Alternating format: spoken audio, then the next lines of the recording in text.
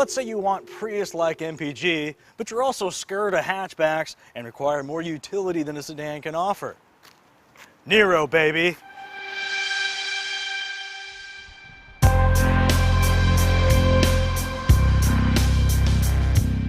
Though it exhibits all these signature crossover cues like black body cladding, squared-off liftgate, and roof rails, the Niro is actually shorter than wagonoids like the Prius V and Kia Soul, meaning it's a crossover in name only. Nevertheless, the Niro does a good job of faking it thanks to an elevated seating position that, if nothing else, at least makes you feel like you're riding high. And an added benefit of that low roofline is a lower center of gravity. So when pitched aggressively into a corner, the Niro responds with an eagerness some might find surprising. I mean, I don't. The Niro is essentially a hatchback and handles as such. Low rolling resistance tires and all. Keep it in a straight line, and the Niro maintains its direction without an inordinate amount of steering intervention. And while at speed, the cabin is noticeably quieter than that of the Toyota Prius and only a few decibels over the Chevy Volt. Ride quality leans a bit to the firm side, but the Niro still holds its composure over generally terrible pavement. Come to a stop, and yeah. Who'd have thought Kia would be the first automaker to make hybrid brakes feel normal? But they did it. Accelerating from a stop, though, is a herky-jerky affair thanks to a less than civilized 6-speed dual-clutch automatic.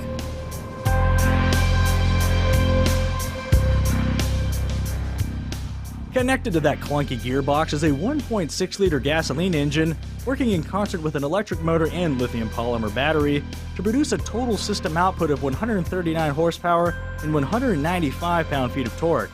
This amounts to a 0 to 60 time of about 8.5 seconds, which, though not exactly quick, that's the Toyota Prius by well over a second.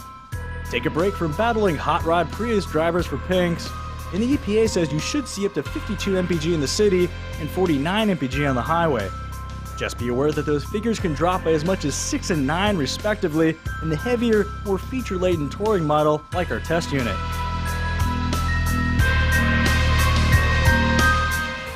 Then again, as the disclaimer says, your mileage will vary. Here's why.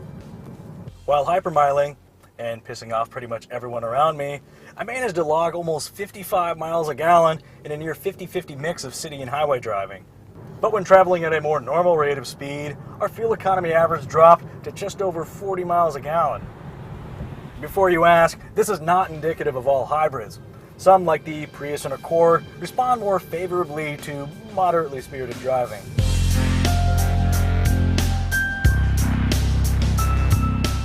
Regardless of your driving style, the Niro's flexible yet stylish interior gives it broad appeal. Backseat passengers will be greeted to decent legroom and headroom, along with USB ports and rear air vents on EX models and up. The seatbacks don't recline, but they are angled in a naturally pleasing position.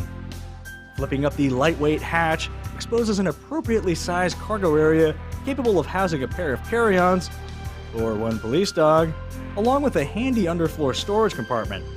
Dropping the rear seats frees up 54.5 cubic feet of space, which is considerably more than traditional subcompact crossovers like the Jeep Renegade and Mazda CX-3. Move to the front, and the Niro continues to impress. In a welcome departure from most dedicated hybrids, the Niro's dash layout doesn't look like a control panel from an 80s sci-fi film. The interfaces are easy to reach and use, sightlines are good in pretty much every direction, seats are a bit hard, but what are you going to do? And materials quality is really quite good considering the price point.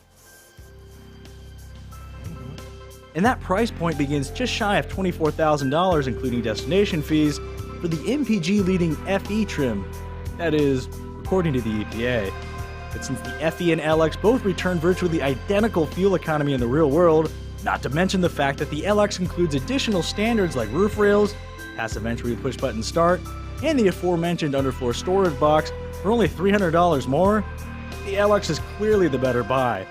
For that price, you'll also get a well-sorted 7-inch touchscreen infotainment center with Android Auto and Apple CarPlay integration, dual-zone climate control, a backup camera, and automatic headlight control.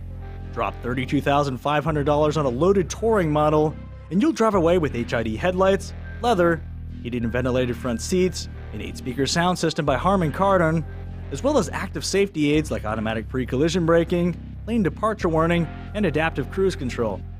Conspicuously absent from that list is an auto-dimming rearview mirror, an electronic parking brake, and all-wheel drive, features that are available on cheaper Kias. Aside from larger, more expensive hybrid SUVs like the Toyota RAV4 and Nissan Rogue, the Kia Niro's primary rival is the Prius Prime, which, thanks to EV tax incentives, starts as low as $22,000 and returns up to 25 miles of electric range, plus well over 50 mpg thereafter.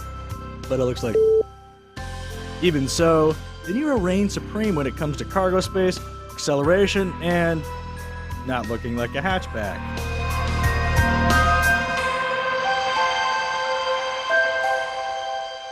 From a practical point of view, the Kia Niro is easily one of the most appealing vehicles on the road today.